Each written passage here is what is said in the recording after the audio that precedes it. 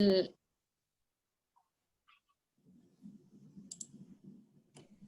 morning, everyone. Thank you so much for joining today's session. It's a very special session for us because we are doing a very focused webinar, which is catering to all the libraries, how they can actually make their special collections, archives, artifacts, and manuscripts more visible, and it can contribute in showcasing the university's profile. So we have good stories to narrate. We have two speakers for our session today. Our first speaker is Professor Ramesh Gaur. He is presently the Dean and Director of Library and Information and Head of Kalanidhi Division at Indira Gandhi National Center for the Arts, which is under Ministry of Culture, Government of India. Professor Gaur has visited 24 countries. He's a Fulbright scholar and has been honored or received 14 awards in recognition to his exemplary work. He's also the first Indian nominated as member of International Advisory Committee, UNESCO, Memory of World Program. He's also member of Expert Consultation Committee for setting up of International Center on Documentary Heritage in South Korea. And he has many other accolades associated with him, and we are very honored that he took time from his busy schedule to host this session today and be part of our presentation. So without much ado, let me pass on the privilege to the platform to Professor Gaur to take the session forward from here. And I will later on do a quick introduction for our second host prior to her presentation as well. So off to you, Professor Gaur. Thank you, Priyanka. And I also join you in welcoming Irene and Tahseen and other participants. So let's start by understanding your profile, dear participants. So we are launching this poll. Please respond quickly to this poll to understand your profile. So here is the poll, and please respond quickly. We'll wait for a minute to.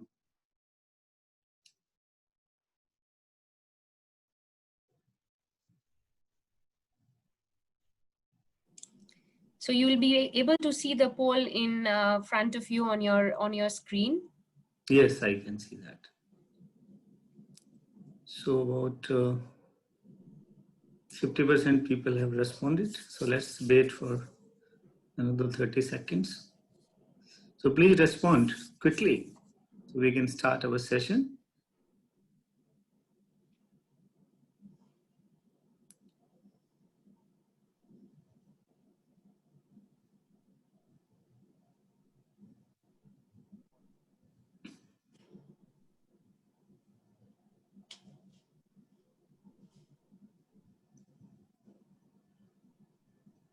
Hurry up.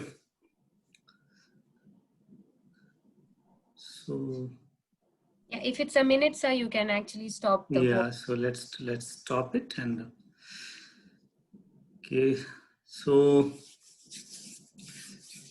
majority of you are having manuscript and rare books. Many of you are having, like 28% is having multimedia file. So let's share results to all of you.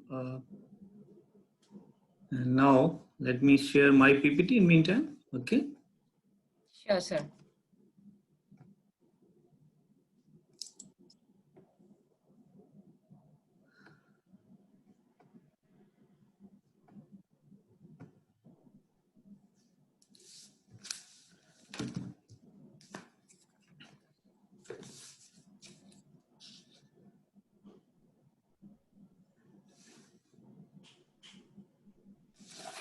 So good morning, you all.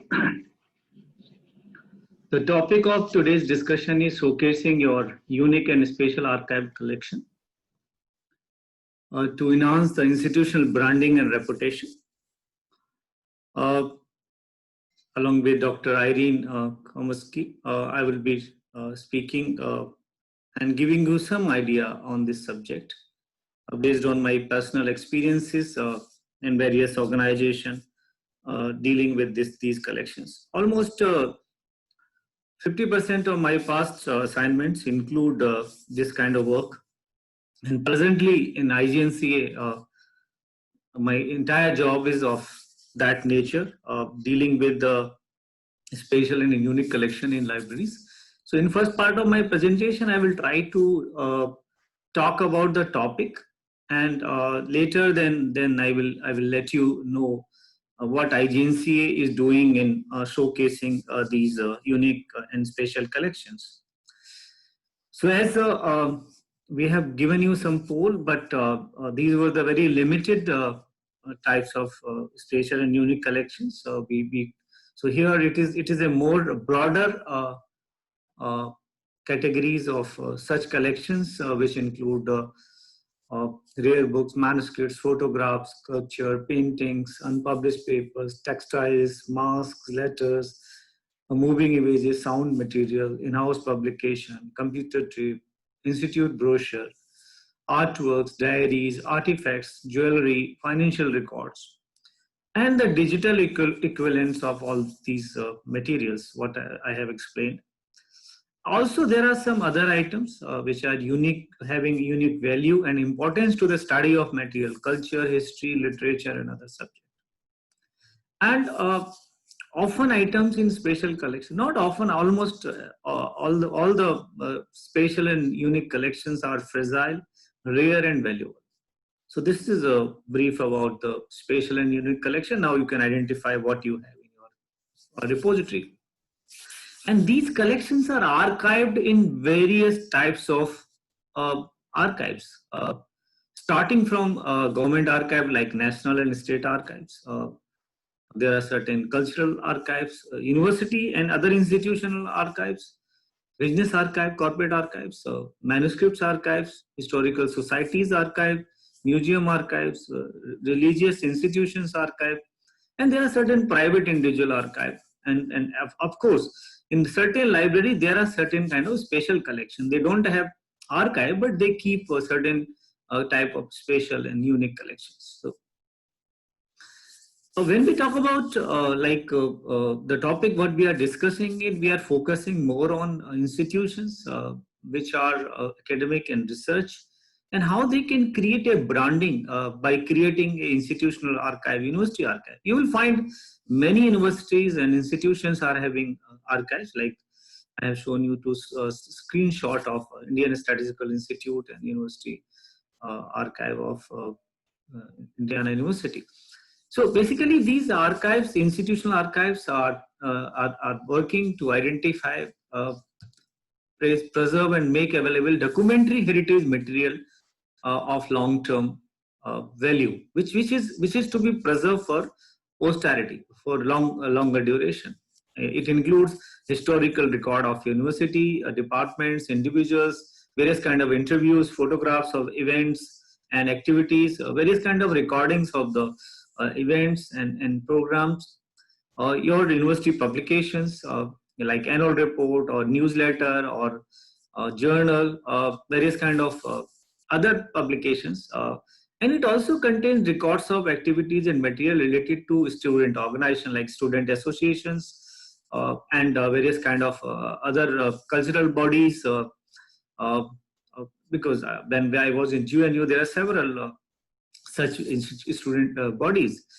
Basically, this is mainly to preserve the legacy from quoted speeches of past chancellor, vice chancellor, convocation addresses, and various kind of other souvenirs. So this is the kind of special unique collection we may like to preserve and showcase. And when I was in JNU, I tried to create and I digitized their entire annual reports, newsletter, JNU News, and various kind of the minutes of the executive council or court, and all those such materials should be kept in such kind of university archives. And why these archives showcasing is important.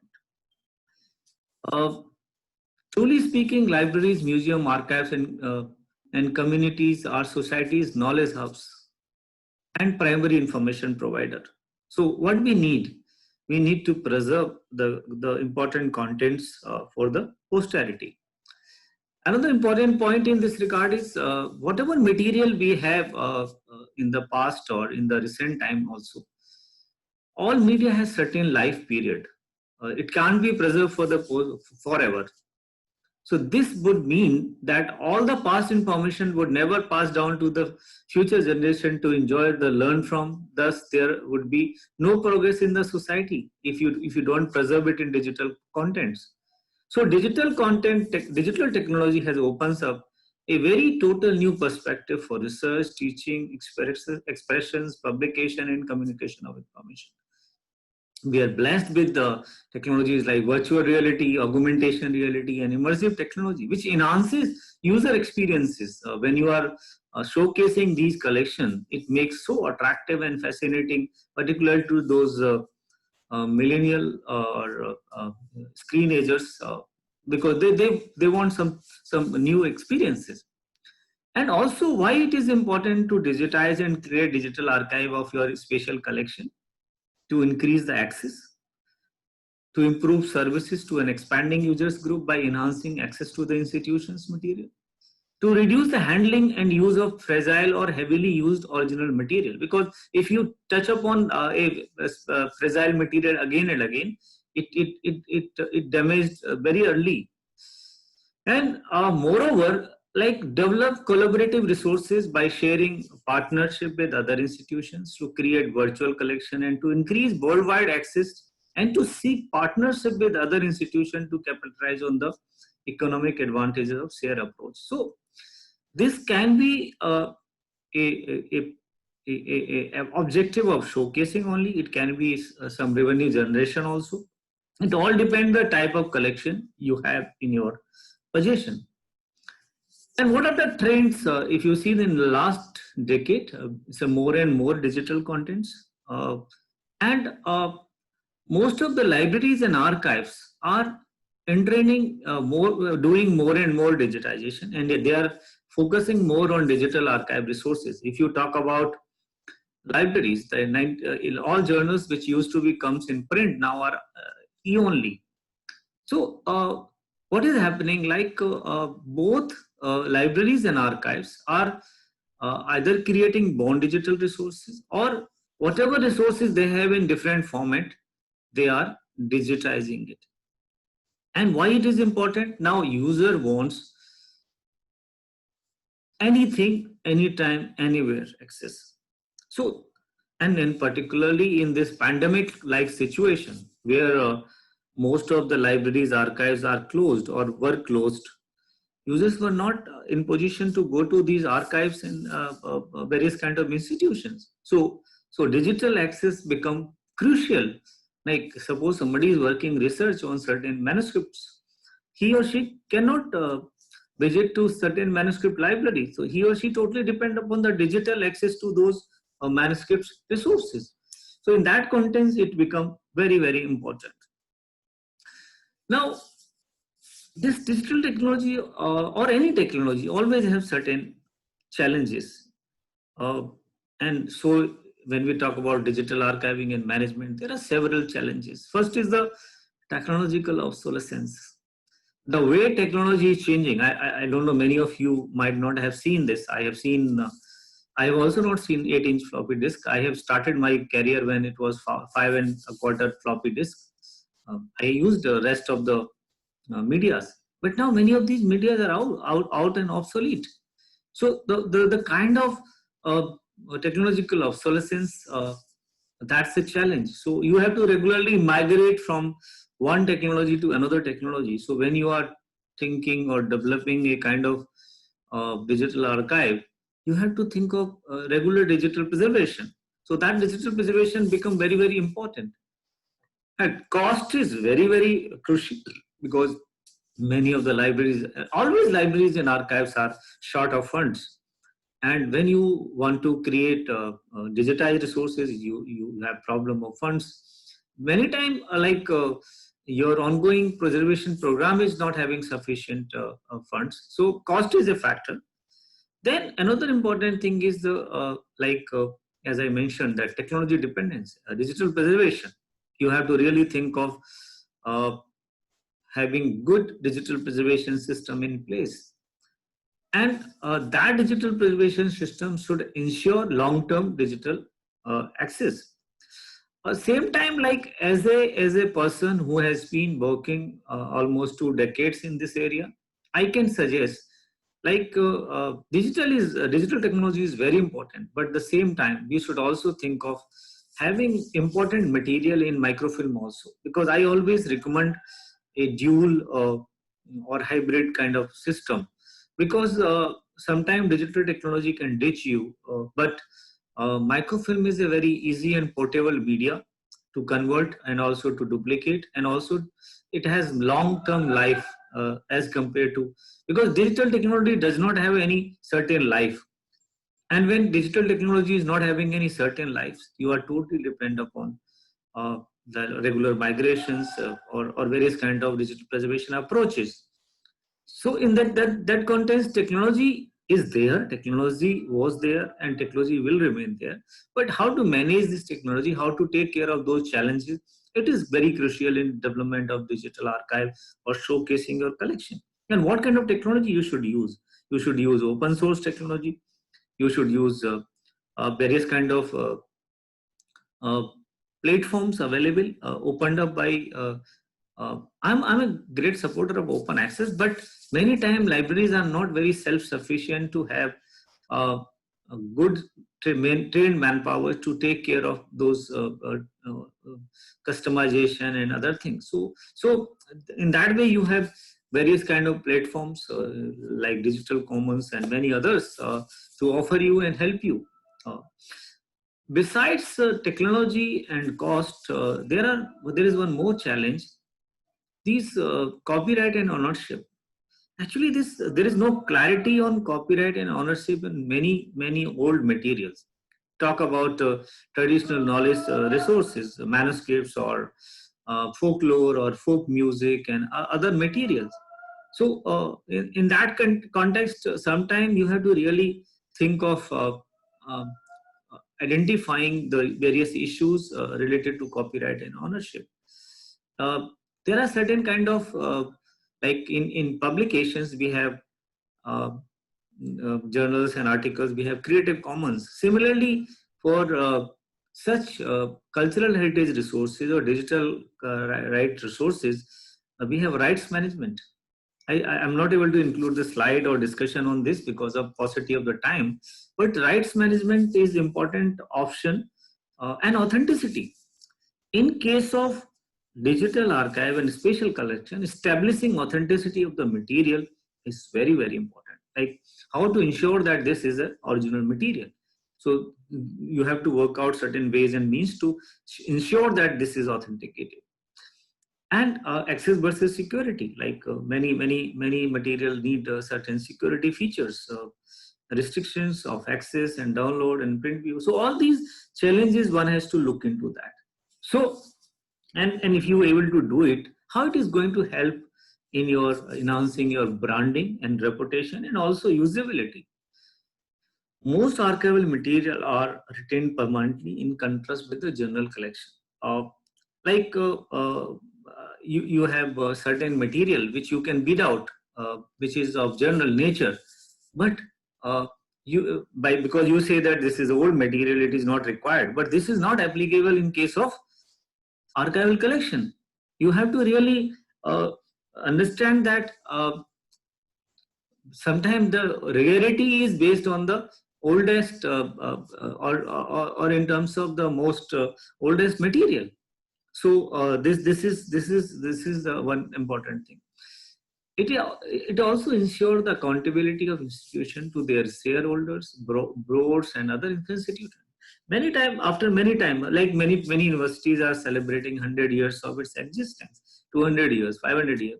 So at that time, it is always fascinating to showcase your history, and also from time to time, somebody may ask you the financial record of last 50 years. Somebody may ask you annual report. Somebody may ask you the minutes of your executive council. Somebody may ask you the minutes of your court or senate.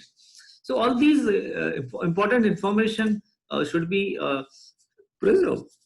And most importantly, suppose somebody want to do research, So these archival special collections are support scholarly, administrative, and personal research also. It is not just for showcasing, and most importantly, these collections establish linkages with the society, with the founders of the institution, to the government, to the employees, and to the students. And many when I was digitizing material for JNU archive, which was not able to came up in my time. I wish somebody should take it forward. So that many photographs were of at the foundation time of the JNU. Like many people are no more. So like to establish their contributions and also identity. So definitely these are the linkages, and also these archives help in various kind of funding provisions, grants and donations. Like yeah, this rarity and the importance of these collections help you in a big way. So I think definitely your special collection in institutes, like and like if you have a journal or a newsletter, it also help you in ranking. Like when we are showcasing or how in-house publications. Like when I compiled list of JNU publication, there were more than 3,000 publications produced by JNU, but there was no listing, and I compiled the listing. So in that way, it is very important to create. Uh, Now, quickly, I will give you some brief about uh, IGNCA, the organization where I'm working. It is a body under the Ministry of Culture, which was set up in 1987 as an autonomous research institution, uh, encompassing the study and experiences of all the arts, classic to folk, written to oral, and ancient to modern. Located in New Delhi, we have 9 regional centers. And the most important component of this particular organization is divided into various divisions as per the objectives. Like Kalanidhi is a resource center which include reference library, retrography, cultural archives, media center, conservation unit, etc. Similarly, like Kalakosh do research on various kind of textual traditions, Janpasampada on focusing on oral tradition, lifestyles, intangible cultural heritage, cross-cultural study, and rock arts. And Kaladarsan disseminate the information. And we have a digitization laboratory called Cultural Informatics, which create multimedias and other resources. We also have a National Mission for Manuscript for Preservation of Indian Manuscripts. So in this context, Kalanidhi Cultural Resource Center, which is not just a print library, and the unique feature of this is 25 personal libraries of eminent scholars like Suniti Kumar Chatterjee, Acharya Hazari Prasad Dwivedi, Dr. Kapila Varshan, Thakur Jaydev Singh, Dev Murarka, Lansdale. All these personal libraries make the unique collection in the print reference library. Similarly, I will brief you about Cultural Archive, where we have 45 personal collection. Besides, we have undertaken a regular exercise of collection of copies of the manuscripts. So near about 3 lakh manuscripts have been collected through various projects from different libraries by microfilming and later digitizing it. Similarly, we have visual archive, which is more than 1 lakh visuals. Definitely, there are different kind of programs, activities, DVD. I will give you some brief about that. So the most important thing which I want to is due to the paucity of the time, I cannot talk about all the department of Kalanidhi. I will be talking about one, that is Kalanidhi Cultural Archive. So basically, it has research collections of literature, personal histories, recitation, painting, music, folklore, and tribal art, etc. And some of the rare collections of ethnography and audiovisual documentation of old masters and rare art from other places have been acquired by the Cultural Archive of Kalanidhi. We have divided these collections in different categories: literature, Sahitya. So we have several personal collections of eminent scholars. Like in literature, we have Dr. R.C. Rangra collection of audio recording, a voice of Tagore, audio recording of Guru Rabindranath Tagore, 20 audio spools. We have Akhilesh Mittal collection of recordings of renowned Urdu poet Firaq Gorakhpuri. When we talk about Vastu Shilpa, we have Lansdane collection, about 990 objects. We have Binay Bahel collection of Ajanta caves. We have Sambhunath Mitra collection of terracotta temples. And photography, the Chayapatra. We have eminent photographer Raja Deendayal's collection, which include glass plate negative, contact prints, print of paper, studio equipments, furniture, microfilm of studio register, Grande's exhibition mounts, documentation of material journal, etc. Similarly, we have some other important photographic collection like Cartier-Bresson collection of photographs of important political leaders and event of pre and post independence of India. We have D.R.D. Walia collection of photographs of national and international events. We have David Aldrich's collection of photographs on subject of nature and rock art. We have photographs by Jyoti Bhatt and Raghav Kaneria. We have Ashwin Mehta's photographs. We have Martha Storm's collection of photographs of Kollam. We have Sunil Jana collection on tribal social culture. We have Samu Saha collection on photographs of Guru Rabindranath Tagore. And time to time, we are showcasing exhibition from these collections. Recently, in the January, we showcased one exhibition in Calcutta in National Library of India based on the Guru Rabindranath photographers. Then music. We have several collections of Krishna Swami collection of photographic and audio collection of music instruments of India.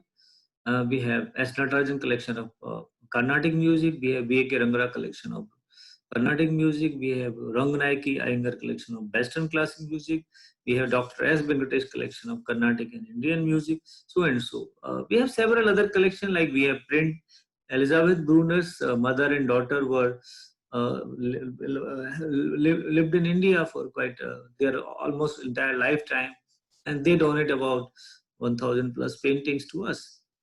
We have some kind of costumes and jewelries. We have surais of Sri Abdul Majid Ansari. We have some UNESCO photographs on sites of different parts of the World Heritage Sites. We have Professor R.P. Mishra's collection of old geographical maps of Europe, Africa, and Asia. We have Anand Kumaraswamy. Anand Kumaraswamy is a great, eminent scholar. So we have his collection of books, journals, letters, music, glass light, photographs, paintings. And besides, we have some other collections like some book, Sadagopan collection of photographic material, Burley painting, rock art painting, puppets. We have some puppets. And we showcased one exhibition of Gandhiji during this centenary year celebrations, birth centenary year celebrations based on these puppets. We have Mary Theresa Datta collection of Kumayu Bala Raju. We have musical instrument. We have S.G. Tiwari collection of photographs. Saraswati Mahal. We have some slides from Saraswati Mahal collection. We have Balan Namyar collection. We have slides. So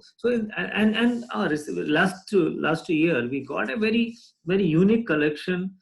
Almost huge collection, one of the largest collection on dance.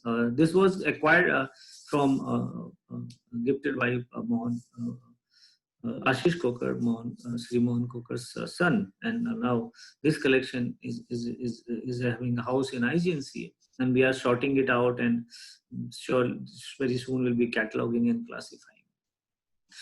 We have very beautiful visuals collected from various subjects from various collections like Aksa British Library, Victoria and Albert Museum, Chester Beatty collection, and these are on art and architecture, paintings, landscape, portraits. All have been digitized. So what 108,000 visuals are available on this archive. Then this is the manuscript I was talking, like IGNCA started microfilming of manuscript in 1989, and we have digitized microfilm near about 280,000 manuscripts, and these manuscripts are from select 52 libraries from different part of the country, and these manuscripts are available in digital form. Anybody can come and make access to it. They can request copies also. So with combining with National Mission for Manuscript, which has cataloged near about 4.3 million manuscripts, which are available online on catalog of NMM. It also helped in conservation of billions of pages of manuscript. It also have digitized large, because initially IGNCA Kalanidhi did the microfilming and digitization. Now, after the National Mission for Manuscript was launched, it is the responsibility of the National Mission for Manuscript to do the digitization work. So combining together, more than 600,000 digital manuscripts are available under single roof of IGNCA. Besides, based on our collection, we have showcased these collection in various forms. This is the unique National Cultural Audio Video Digital Archive created by IGNCA. It is a open access, freely accessible. 30,000 of video recordings, our audio video recordings are available free. ncaa.gov.in is the website. So you can view. Along with that, there is a proposal to digitize another 30,000 hours of audio video material. We also have a Sangam app, which is having beautiful classical songs that is also accessible from our website. Besides, we are also trying to develop. It's a work is already going on, and some work has already been done to create a single window access to Vedic heritage of India. Like, so, this Vedic heritage portal, which help in understanding of the Vedic wisdom through the lenses of the modern scientific knowledge, especially in the field of science, mathematics, aeronautics, astronomy, astrology, medicine, architecture, legal systems, metallurgy, philology, environmental studies, ritual, and another task is to provide all kind of complete recital of the Vedic chanting and other things. Time to time, we also come out with various kind of multimedias, interactive multimedia. We have done on Tanjavur Bradeshwar Temple. We have launched a DVD on Geet Govind, Dev Narayan, a folk narrative from Rajasthan. This Agni Kanya work is going on. So this was all about IGNCA. IGNCA has, so IGNCA currently is one of the largest and most important organization in terms of showcasing Indian cultural heritage.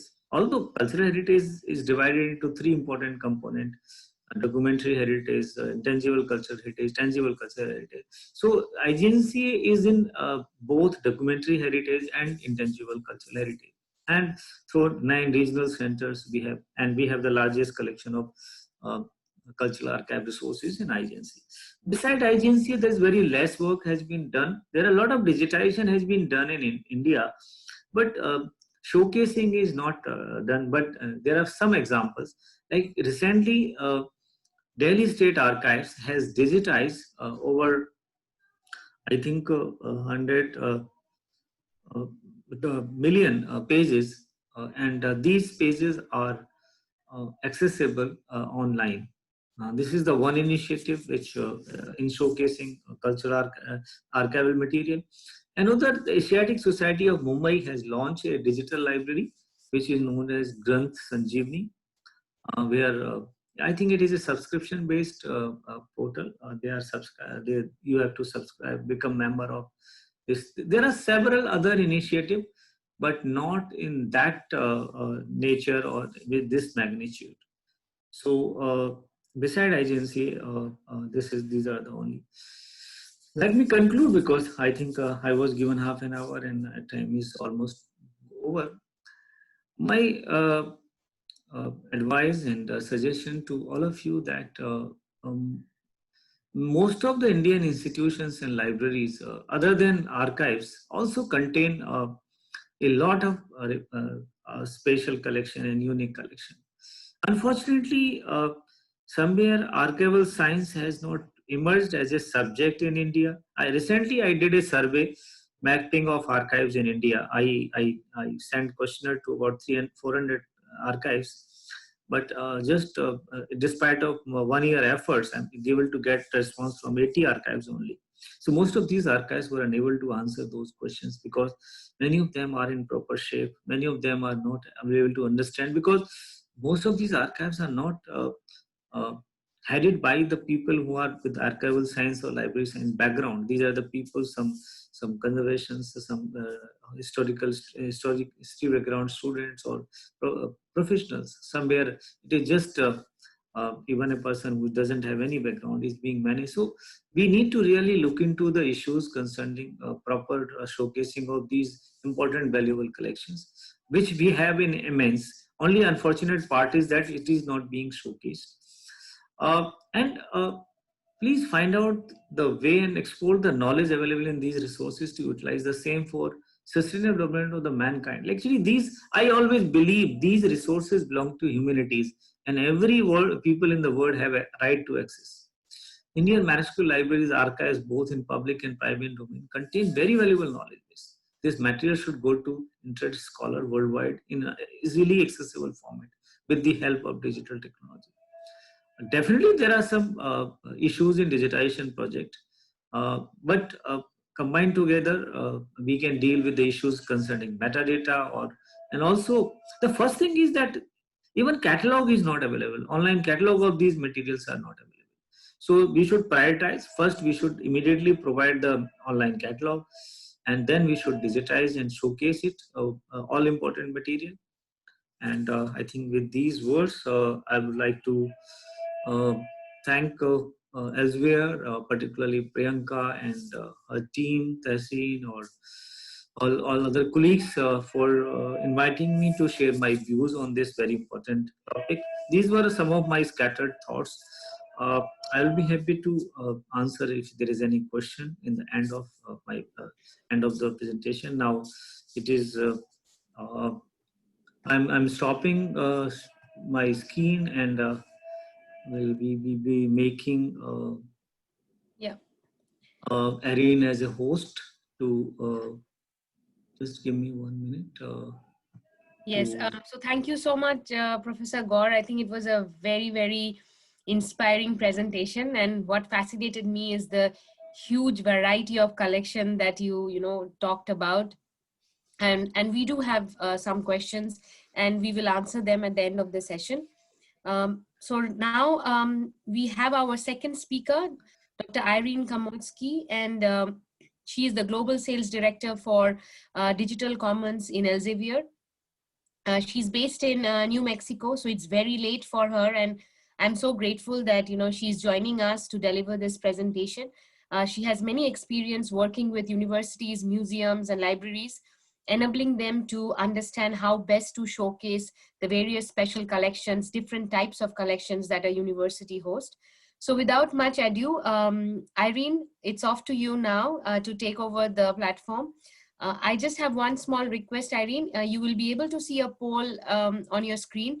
Prior to the starting of your session, it would be nice if you could just launch that poll. Yes, I would be happy to. I don't see it yet, though, Priyanka. I'm not sure when would I see it. Yes. Professor Gaur, were you able to make Irene the host? So you just need to go near Irene's and just have to make her the host. It does look like I'm a host. I see that I am a host, but I don't yet see the option for a poll. Okay, no worries, Irene. I see it on my screen. Oh, no, this is not. So Professor Gaur, are you able to see any poll in front of you?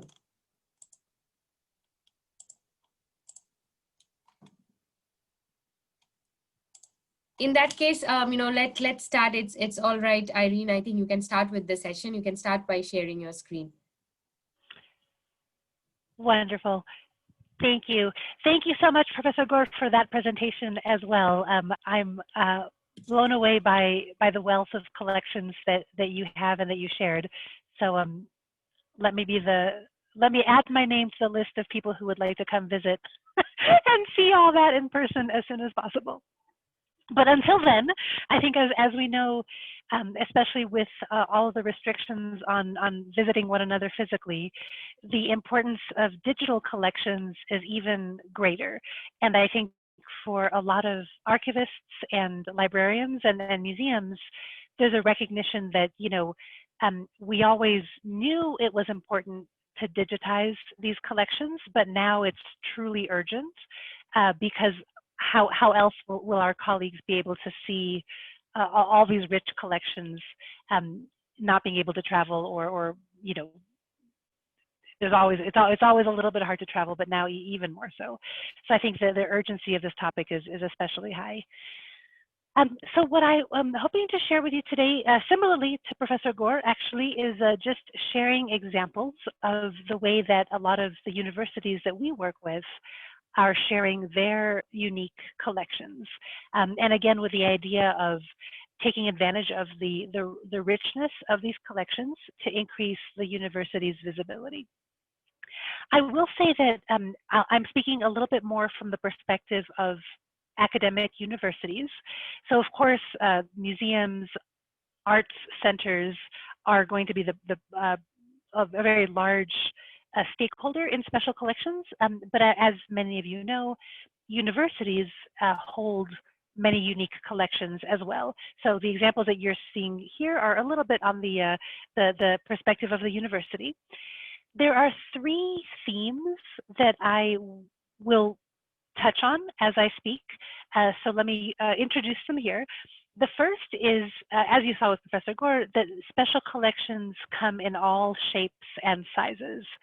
Manuscripts, of course, and that was a really good poll that we did at the beginning, demonstrating that manuscripts continue to be the top content category that you all have. However, number 2 was multimedia. So recognizing that there's much more being done in video and audio, and archivists have to think about that as well.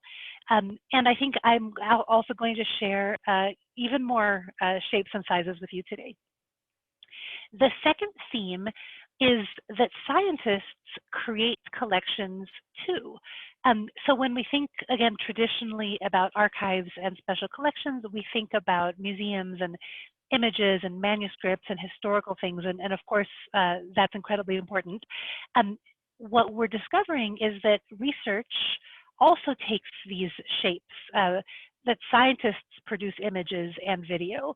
So I have some examples here, and those of you who work in a university setting may discover that your skills as archivists can also help your researchers curate some of their unique collections. And finally, the last theme is that showcasing these unique collections can enhance and raise the institution's reputation. So, so with those themes in mind, let's have a look at some examples.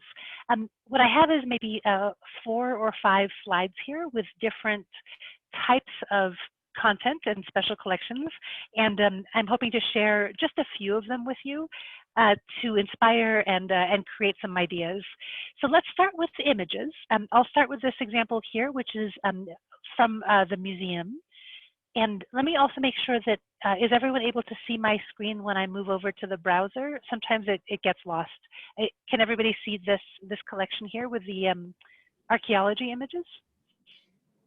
Yes, Irene, yeah. Wonderful. Okay, great. So this is, and by the way, the examples that we're looking at today are all drawn from universities that use Digital Commons as their digital showcasing platform. So you'll see some common design elements as we go through these examples. This is an example of a museum of natural history in Bogota, Colombia, that is part of a university there, Universidad de La Salle, and they actually have one of the leading natural history museums in Latin America with many unique artifacts. When they started working with Digital Commons, they also invested in a very large project to digitize the Natural History Museum. And as I mentioned at the beginning, they're really glad that they did that now because nobody's able to visit the museum in person. So all of their research partners around the world are relying on these digitized artifacts to do their research. So you're seeing that, you know, they're because the museum took such high resolution images, and they did an excellent job scanning these items. Even if you're visiting virtually, you can still get a pretty good detail on what's here. the curators also spend a lot of time, and this is all in Spanish, by the way, so I'm not sure what these mean, but they spend a lot of time collecting technical metadata describing the objects. So, you know, I guess the size, the length, the material, the subcontinent, there's a DOI, you know, so everything designed to make this collection reusable by other researchers, so that it can be part of global research and continue to be used around the world. So that's one example of images. Let me show you a different way that we see images being showcased. As I mentioned, researchers produce collections as well. This is a collection of studio art and studio design. It's not really a museum quality collection, but for the artists who did this project, and these are actually students, this was part of a student studio project to build sculptures out of toothpicks. Any of you who work with students, you know how excited they are when their projects can also be showcased in a professional environment. So, and you know, this particular sculpture has an artist's statement. It has a license and terms of use. So, you know, as archivists, when you're thinking about what from your university needs to be preserved and showcased, I definitely encourage you to think about student work, design projects, arts projects, those departments at your university that may also be producing really unique and special collections like this. Another type of image that we see very often from universities is university history. In this case, this is an example of an athletics history collection. So in addition to having rare manuscripts and other unique collections, university archives also include all of the university history, the student experience, the history of that university, and so these are some of my favorites. This is the first women's basketball team from 1902, and they have the photograph of those first women basketball players, and there's their coach carrying their ball there. So, you know, these are the kinds of things that are, they become part of the university history. Alumni generations will be looking back at these pictures and proud that maybe their grandmother was in that, the first women's basketball player when she was a student at this university. So it has a big attraction, I think, for alumni relations as well. So those are some examples of images. Let me go on, I think, where Professor Gur and you had all identified a big priority is indeed rare manuscripts. And universities, of course, are often fortunate to receive rare manuscript collections and donations. So let me just share a few of my favorites here. This is an example of a rare book. And you know, all of these have gone through extensive digitization and curation before they were made available through Digital Commons. So librarians, of course, have deep expertise in best practices for how to digitize and safely preserve these physical objects. What they were able to do in Digital Commons is make the digital version very easy to share. This is a historic book of statutes. These are legal codes. This is a part of a law school repository at the University of Georgia. So law schools, of course, are very likely to have very old legal documents, and those are valuable to preserve both for historical reasons and also for research purposes. So in this case, they have digitized the book. And you know, I think one thing that we've all identified is how useful it is to have a very vivid, kind of hands-on, tangible way to interact with these volumes, even if you're not able to visit them in person. So they have a very large embedding here of the book itself. So I'm able to scan through it page by page. It's quite a large file, so it takes some time to load on the page. So that's an example of some of these digitized manuscripts. Let's see what else I have here in terms of archives and manuscripts. Maps. I think many of you, I'm sure, do have rare map collections. So this is one of the institutions that we work with is the State Library of Maine. Maine is a small state in the United States, and we work with their state archives and state library. And among their many collections, they have their rare maps. Again, really nicely laid out. One thing that they've taken advantage of is that in Digital Commons, it's possible to actually browse the collection using a map. So you can have the geolocation and the Google Maps plugin so that I can actually zoom in. And as long as they've put in their GIS coordinates, I can actually explore this map collection by exactly where that map might be physically located, or what it's representing. So here's one of the maps and geolocated to exactly that town which is depicted in the map. So that is a very popular among map collections, as you can imagine. So those are some examples. I have lots more, but I can't share everything, so I'll keep going. I'm very excited to show you examples of some of the emerging technologies, audio and video, and both used for rare collections and also used for university events and university history. So let's go through some of these examples. This is an example of performing arts and dance research. And again, this was not a library collection. This was from a research center. This is a university in Texas, and they have a research center in folklore. And among that center, when they do research about folklore and ethnomusicology, they have actual recordings from various folk festivals and theaters in Bolivia and Panama. So each of these will feature some video as well. So let me show that to you. I think we're recognizing that increasingly research is taking place in multimedia, in video. So of course you want to be able to share recordings, preserve recordings, and curate those recordings as any archive would be curated. So this is, I'm not sure if it's going to play well for you, but this would be a really, a Bolivian folk dance performance. Another example of video that we're seeing very popular right now is to capture oral histories. And especially during COVID, we're seeing many universities are using their digital commons and sharing some of the events that they're putting on under COVID. And of course, with COVID, everything has to be virtual. So the fact that digital commons can support audio and video is very helpful right now.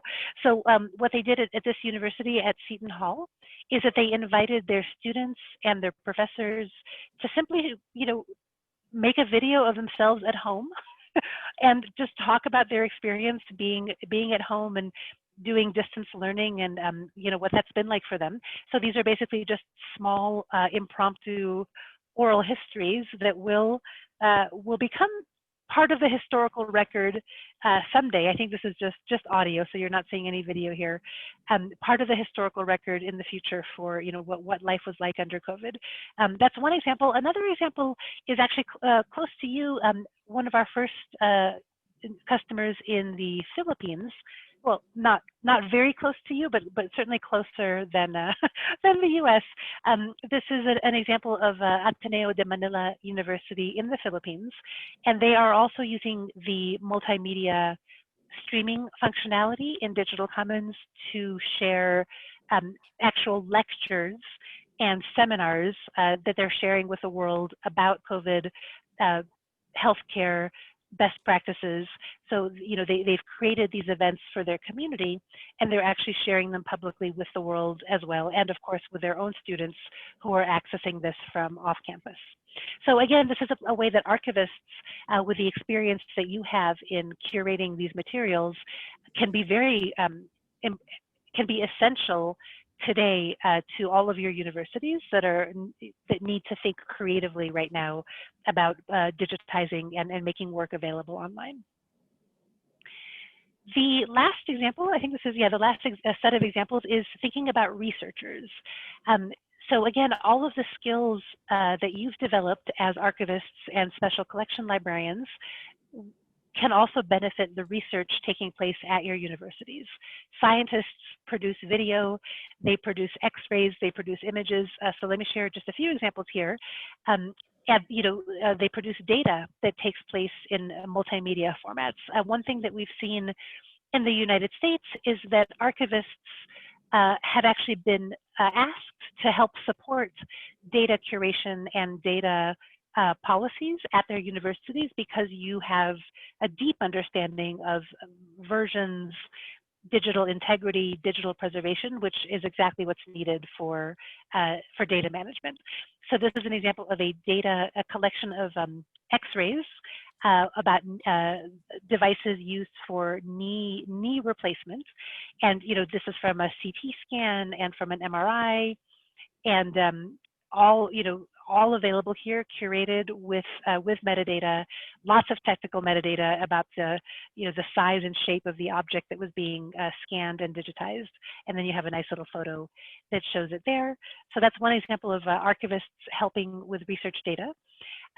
Here's another example. This is a video as well, but it's a scientific video. This is an engineering program, and part of their research, they've actually recorded some simulations. So there is the video right here of the simulation. So again, I think if you ask the researchers at your university, do they have video? Do they have audio? Do they have art or performance or images of various sorts? Chances are that they do, and that they would greatly welcome help from the library in making that better curated and better managed. So we saw an example of video. Let me show you an example of an image collection that is let's say, scientific image collection. This is a researcher in the environmental sciences who has an extensive study of, let's call it, I think, agriculture and various plants from the immediate area where this university is located. This is in Pennsylvania. So as a researcher, he had developed soil study, bird survey. He studied garlic mustard. and he has, for all this research, extensive documents as well as images. So if I click on these images, I'll see, many, many, many collections of the work that he did in the field. These, I guess, him and his students in his lab, and all the work that they did for collecting garlic in the fields of Pennsylvania. So without the library and without the help of an archivist, these images would have stayed on his computer. They would have gotten lost or degraded, or he would have retired and never shared them with the world. So this is where the library is really able to step in and help researchers create their own research archives and make those sustainable. The last example I wanted to share is in terms of some of these new dynamic media formats. This is an example of a 3D scan and a 3D modeling, which can also be shared and made available. So this is coming in through a program called Sketchfab, which will take any 3D model, and I'm actually going to be able, as soon as it loads, to manipulate it right here on the page. In this case, this is a model of a bone. So this is part of an archaeology or excavation project. However, I've seen this done for ceramics, for statues, pretty much anything that you could scan in 3D. You are also able to share in this really vivid way for your users to almost feel like they're picking up the object themselves. So those are the examples. The last thing I wanted to share with you before wrapping up and opening up for questions is in terms of the societal impact of these collections. And actually more specifically the impact on your university's reputation. So let me share a story about one university in the US. This is the University of Nebraska-Lincoln. The University of Nebraska-Lincoln is the largest university in Nebraska, but it's not really a very highly ranked university worldwide. So if you look at the Times Higher Ed, it's in the 400 to 500th group. In the US, it's a little bit higher, it's ranked 336. At the same time, if you look simply at their institutional repository, it's ranked number 3. Overall in terms of size and number 1 in terms of usage. So how is that? How is it that they have such a successful repository? What have they done to make their repository the biggest and the most well-known and highly used in the country? Well, let's ask, the secret lies with Google. So let me show you an actual Google search. If I do a search for John Deere tractor tests, I don't know how familiar you are with different tractor manufacturing, but John Deere is probably the most famous historically from the 19th century company that manufactured tractors. And as it happens, the University of Nebraska-Lincoln has the world's only collection of all of the historical tractor tests from John Deere. This was a corporate donation. And so they have, oops, that's not the link I wanted. They have records of all of these tractor tests. And they have them in their university repository. So if I go to their university repository, let's see. Oh yeah, if I go here, I can actually see the tractor test archive. So this is a unique archive that you can't find anywhere else. And this accounts for a big part of the reason why this university is so well known, why their repository is so large and popular. You can see this one collection of tractor tests has about 3,000 pieces, manuscripts, and nearly 4 million downloads. So these tractor tests are being downloaded around the world. And in fact, one thing that you'll see here, this is the case for every Digital Commons, is that you can see a live map of the downloads as they're happening and where they're happening. So these are actual users accessing materials from this collection. Professor Gore had mentioned how important it is to have your special collections be very engaging for donors and for grant funders. And this is one way to demonstrate to those donors and to those grant funders how these collections are being used. And you can see here they have thousands historically going all the way back to 1903, a full archive of these tractor tests.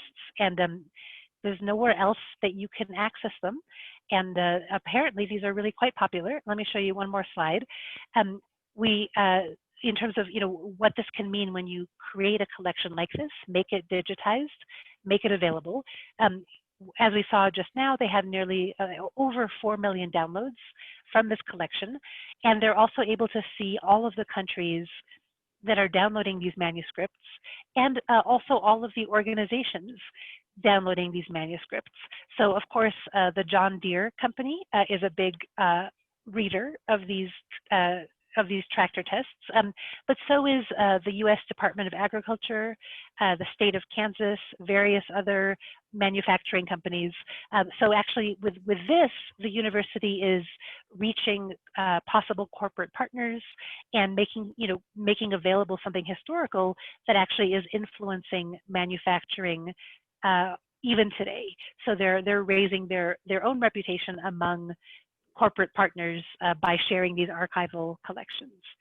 So, I hope this presentation provided some ideas about some ways to think even more broadly about your archives and special collections and about where else you might find collections at your university among your researchers, among your corporate donors that might need help to be curated and shared. So I'll stop sharing my screen and hand it back over to you, Priyanka, for the next conversations. Thank you so much, Irene. I think your presentation was very well linked with Professor Gore's. I think he was able to open up the whole repository, the collection, and you were very nicely able to structure it in the best possible way, how to showcase it. So yeah, thank you, Professor Gore. Thank you, Irene. We will have few questions from our audience now as we open the platform for questions. We have one question in our Irene, Q&A box. can you allow me to start video? Irene, you are the host right now. Of course. Yeah. So we have one question. Both of you can take it individually. So the question is, what is the best open source software to handle an audio collection of Malaysian music?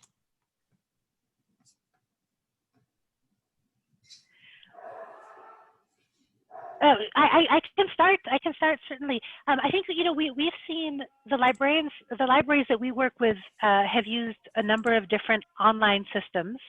SoundCloud is very popular. I think Digital Commons itself can handle audio as well. But when you say to handle, I wonder if you also mean to help you curate or preserve.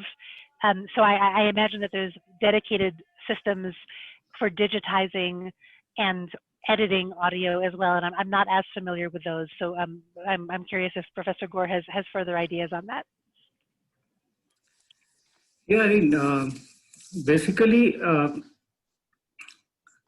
even DSpace has been used for audio collections. Mostly the audio video collections digitized in India. There are some customized software developed by the institutions, like in case of IGNCA. With the help of CDEC, we have developed this Digitale, which is showcasing this our audio video collections. So and then this Digitale has been developed using open source tools only. So there are two ways of dealing with this. One is that you can use readily available open source tools like what you have mentioned, and also even DSpace also support that. And then another way is by using various open source tools, you can develop certain softwares like what we have done in case of IGNC. And of course, you have provided example of Digital Commons and other platforms also there. Thank you, Dr. Gore. You have one more question. Somebody from the audience wants to know. Yeah, Priyanka, can you ask Erin to switch on my video, because I can't do it. Right. Yeah. So Irene, would you be able to make Professor Gore host? In that case, I think he'll be able to share his video. Ah, yes, I understand. Okay, sorry, I didn't understand before. Let's see. Sir, would you like to try now to share your video? Yes. Yes, we can see. Yeah. you. What is the question? So the question is, they want to know if you're using DSpace. Yes, we are using DSpace, and currently we are working to showcase our rare book collection. We have about 4,000 rare book collection. So we are uploading that rare book collection on DSpace. Right. And one follow-up questions to that. I know that, free software, and you have mentioned it as well, comes with its own challenges. So I would like to understand from you, sir, that since you're using DSpace, would you like to highlight some challenges that you face while trying to maintain your repository in DSpace? See, the biggest challenge is that most of these special collections are having different set of metadata. So when you use these DSpace, Greenstone, or other open source software, they have limitation of accepting there are certain like take example of archival material. There is a different set of metadata approved or created by specific association like international ICA has certain metadata. Even for sound recording, there is a different set of metadata for video, there is some different set of metadata. Similarly, for paintings or for sculpture or such photograph, there are different set of metadata. So one first challenge is that you have to think of a lot of customization to meet the metadata requirements of those spatial collections. Second is also in terms of like file size. File size is particularly in case of audio video, the file size is quite huge. So many of these softwares are not having streaming feature. So then you have a limitation of using these open source software, particularly DSpace, for this kind of collection. Sure. Thank you, sir. Thank you. Irene, there's a question which asks that, and both of you can take it separately, is that is the open source ePrint sufficient for a university repository, or does it require additional software which has to be purchased? So Irene, would you like to take this first? Yes, just to be clear, what I was presenting was a system called Digital Commons, which is a hosted repository platform. So if the question is about Digital Commons, yes, it is a fully hosted repository platform that does not require any local installation. I'm a little bit familiar with ePrints, but I'm not in a position really to tell you how that works. So yeah, I don't know much more than that. No. Sir, do you have any comment on that? Can you repeat what was the question? So we have someone from the university, they're already using ePrint. So they want to know that is that sufficient for managing repository? I don't think that is sufficient because ePrint is having a number of limitations.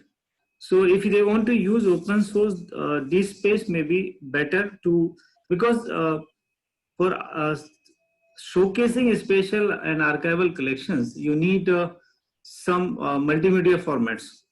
And in that context, ePrint is having limitations. So I would recommend if they want to use open source, they should think of DSpace then ePrint.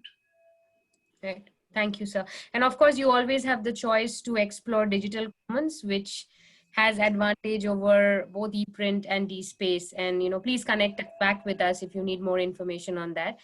We have one more question, which is, somebody from the audience would like to know more about virtual gallery. So yeah, the question is very short. So they say that tell about virtual gallery. See, when we use these augmentation reality, virtual reality, and immersive technology, see example, National Museum of India. They are having so many important collections. So one has to visit to see those important collections. But if you can create virtual museum, if you can create virtual gallery of each and every collection and put under virtual museum, then people can have glance it through without coming to Delhi, like from all over the world. So that's the one advantage is that you can see this from various multi-locations without visiting a physical location. Second advantage is the enhanced experience. Like you have option to make it more attractive using various kind of technologies, like immersive technologies. You can make the experience very, very fascinating. Like you have seen in the fiction movies and various kind of those scientific fiction and other things. They make things so attractive, and particularly through animation and various other options. So you have option to make it more attractive, better than what physically it looks like that.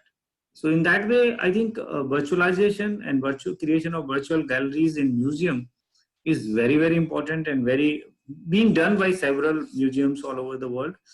In India, it is still to take place. Some work was started by creating a portal of museums of India, but not very encouraging. There is some website called now currently Indian Culture, India Culture, which is being, some work is being done by.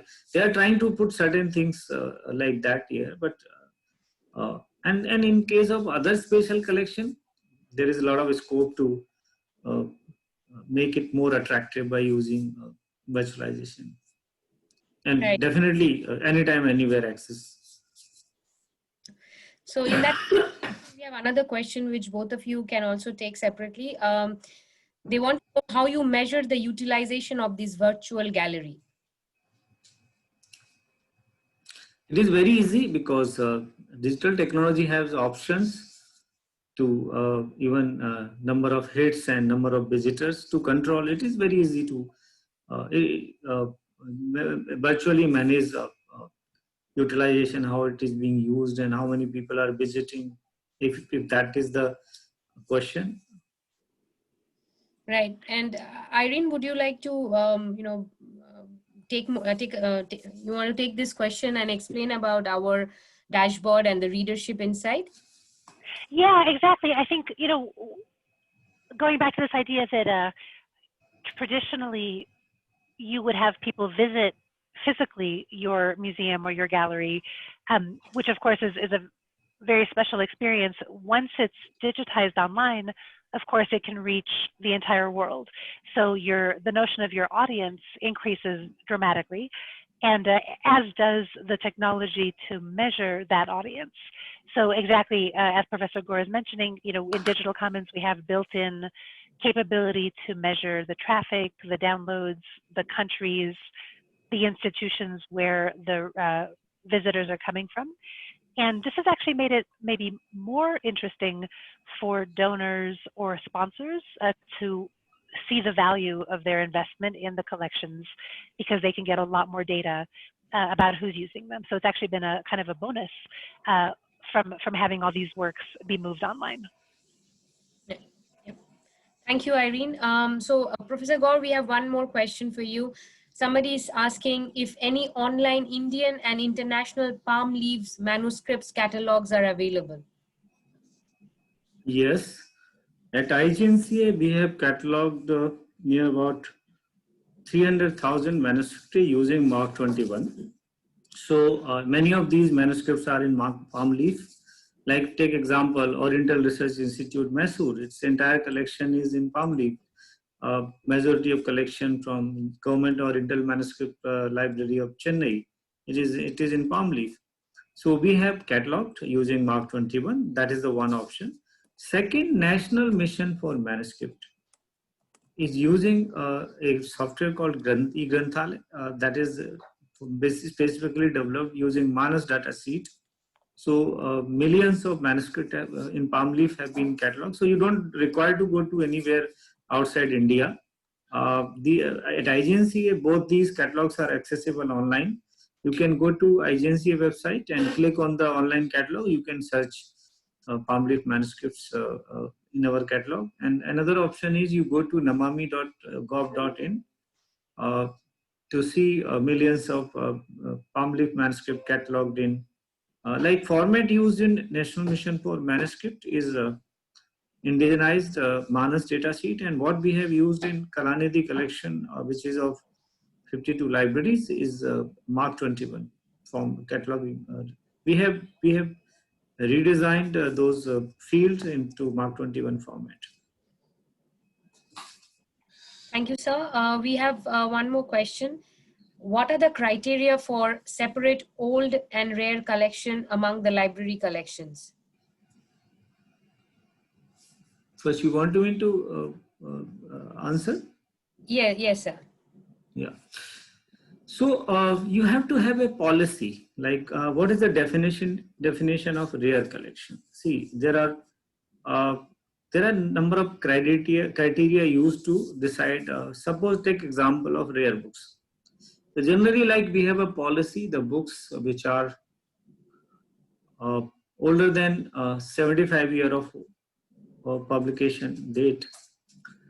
That is the first criteria. Second criteria is that books which are out of print or out of stock.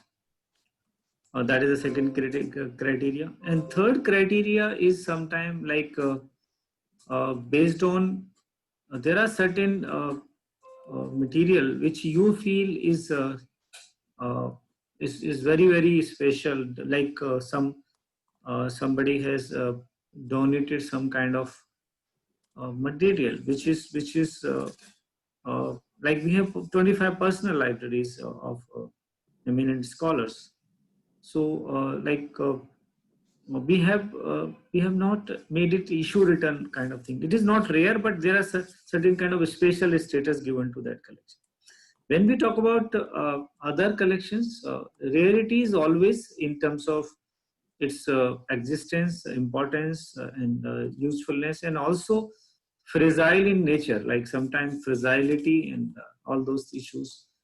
Uh, there are a number of things according. See, there is you cannot have a fixed criteria. Something rare to me may not be rare to some other library. But there is a common feature, that is rarity based on old and also on the usefulness and availability. These are the certain things which help in deciding which is your special collection and which is your unique collection or rare collection. See, all three collections are different: special collection, rare collection, and unique collection. Rare collection is something which is which is special and unique as well as. Right. Thank you, sir. And someone also wanted to know what metadata classification are you using? We are using metadata for rare books. For digital repository, we are using Dublin Core. And for cataloging, we are using Mark 21. And classification, we are using David Decimal classification. But that classification is not like we have certain material which is just microfilm or digital only. So we are not using that kind of classification. It is material is organized on the basis of the number of serial number of the rolls, microfilming rolls, not based on the classification. Similarly, photographs these are arranged according to the serial number, accession numbers, the way it is being required.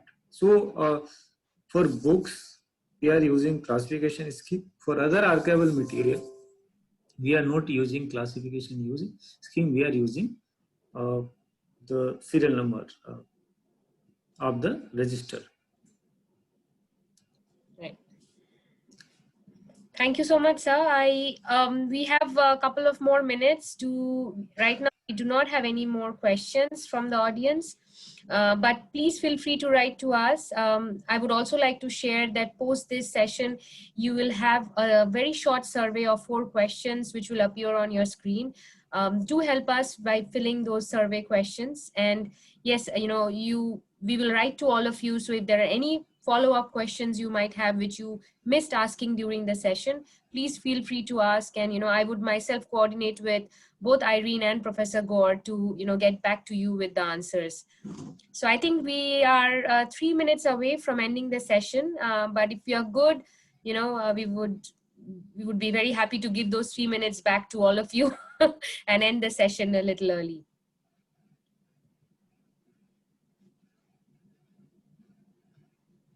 I can just add something if there is no question, Priyanka. Yes, absolutely, sir, please. Yeah. Unfortunately, if I see the Indian scenario, archival science has not emerged as a subject. So first thing is that I suggest that people should work to introduce archival science as a subject. And also my suggestion to the library community, like there is a very less component of education in library science courses about the archives in archival science.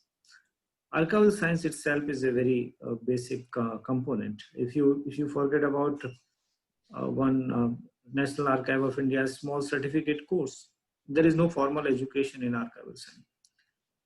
Third thing which is very important is that archive is always considered a material to be kept in locks and with very possessive nature, a lot of security concern, because sometimes like people, particularly in India, they put a lot of nonsenses regarding these collections. So because of fear, because of certain mindset, certain possessiveness, these collections are not properly utilized.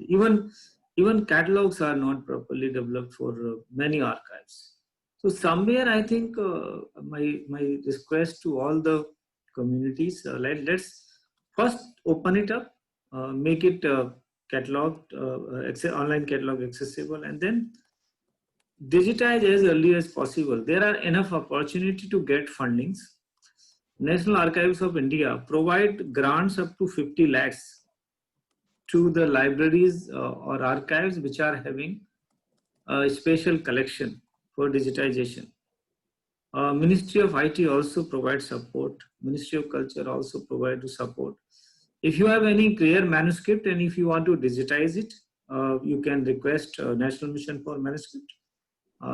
The cost is being borne by the National Mission for Manuscript. You will get the digital copy in free, but you have to provide a copy to National Mission for Manuscript. Apart from that, there are a lot of other collaborative opportunities. Many publishers also offer help in digitization and showcasing through various royalty and other models.